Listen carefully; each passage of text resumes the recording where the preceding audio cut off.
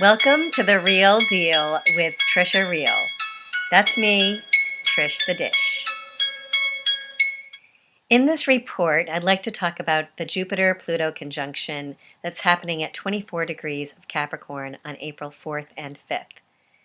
In 2020, Jupiter and Pluto will exactly conjunct in the later degrees of Capricorn 3 times, April 4th, June 30th, and November 12th. This aspect will invite an expansion and a deepening of growth, and digging into the roots of circumstances to discover what truly matters. Personally, I've always wanted to see the Zephram Gates stories become super successful. But this isn't quite what I meant when I hoped things would go viral. Yes, Gussie. Anyway, this April is a culmination of sorts. Some think it's the beginning of a kind of awakening. Yeah, it's a big shift for me. Due to the quarantine, I'm only telling inside jokes now. Mercury and Neptune will also be conjunct in Pisces until April 11th.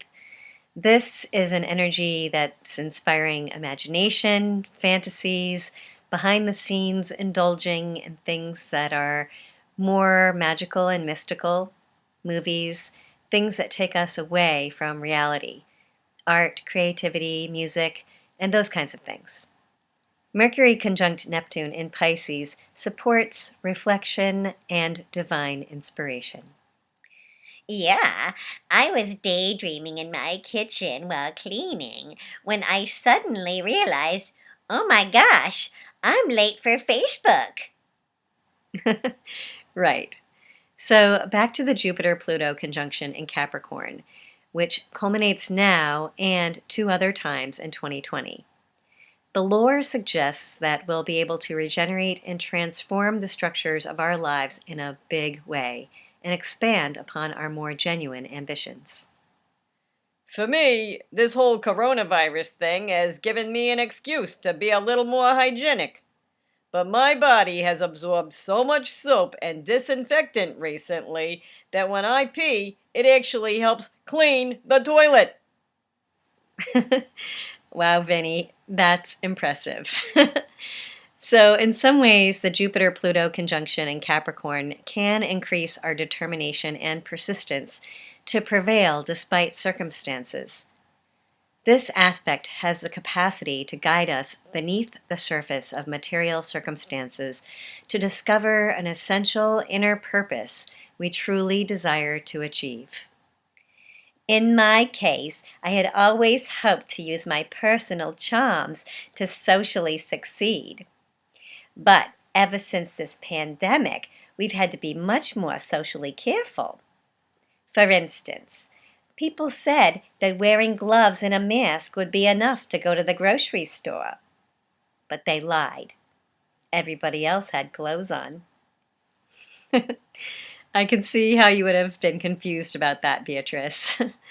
So anyway, although April 4th and 5th are a high point, we also have a full supermoon in Libra on April 7th, making a challenging square to the planets in Capricorn. Do you know why a moon rock tastes a little better than an earth rock? 'Cause it's a little meatier. Anywho, the third quarter moon on April 14th is also a very intense day because the moon joins the Jupiter-Pluto conjunction in Capricorn while also making a challenging square to the Sun in Aries. Governmental structures are likely going to play an even larger role in our lives. Oh man, I hope this will be a good thing. Do you know what happens when number 45 takes Viagra? He grows taller. So, the most recent times when Jupiter and Pluto came together in Capricorn exactly were in 1771 and 1522. In 1771, the American Revolution had begun. In 1522, the Americas were being discovered by European sailors. By 1521, the Portuguese navigator Magellan had achieved a nearly complete personal circumnavigation of the globe, expanding our world view considerably. Now it feels like the Earth has sent us all to our rooms to think about what we've done. Yes. Anyway, Magellan was hit by a poisoned arrow during a tribal skirmish in the Philippines and was left to die by his retreating comrades after traveling 3/4 of the way around the globe. That sounds as serious as a case of corona.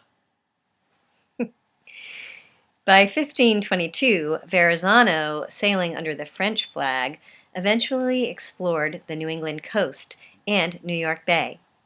Magellan and most of the men on the sailing crews actually died on the perilous journey. I'll bet they wish they could have done a redo there. I feel similar about today.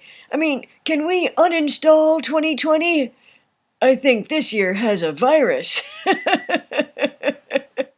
Yes, Geezer, the aspects of 2020 are most similar to 1522, but we can't go back. Not only were Jupiter and Pluto conjunct in Capricorn at that time, but Saturn and Mars were also conjunct in Aquarius, like they are now. This is actually a very revolutionary time period that can give us a new vision for politics and social structures all around the world. Yeah, but if we just bail out large corporations and airlines, chances are the checks will just get lost and end up in the wrong airport. So, in the early 1500s, the Renaissance was a cultural movement that profoundly affected European intellectual life. The Renaissance was also when Europe saw the birth of capitalism. While the great European states, France and Spain, were monarchies, and others were under direct church control, the independent city republics of Italy took over the principles of capitalism, invented on monastic estates, and set off a vast, unprecedented commercial revolution that helped finance the Renaissance and have led us to the world we live in today. You know, I volunteer part-time as a jouster at the Renaissance Fair. Yeah, I'm a freelancer. So, with this epic Jupiter-Pluto conjunction in Capricorn, we are reaching the ending of a giant cycle, one where capitalism has deep roots. Restructuring is part of 2020, individually and collectively. A dismantling of the old matrix. Oh, I've got a joke for you.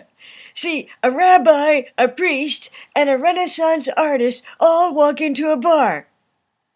When? Like a month ago when everything was still open?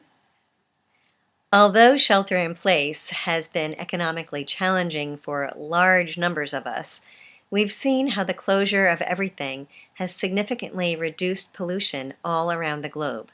This is amazing. Before all this, I heard many environmental activist arguments for banning plastic products. And until now, they've really just been grasping at straws.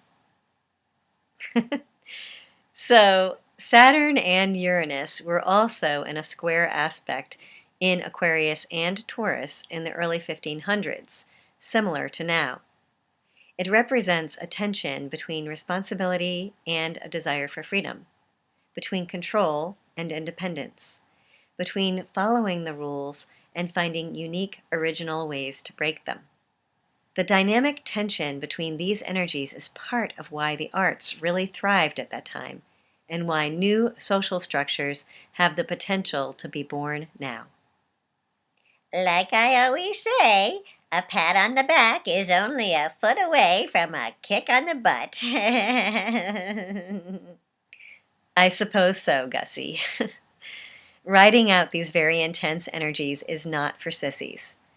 Even though it's been challenging for so many of us to lose work, lose access to the gym, the swimming pool, and group activities, it's been important for us to be safe, have a little time and space to ground some of the intense vibes, and to look at really fixing some of our larger underlying social problems.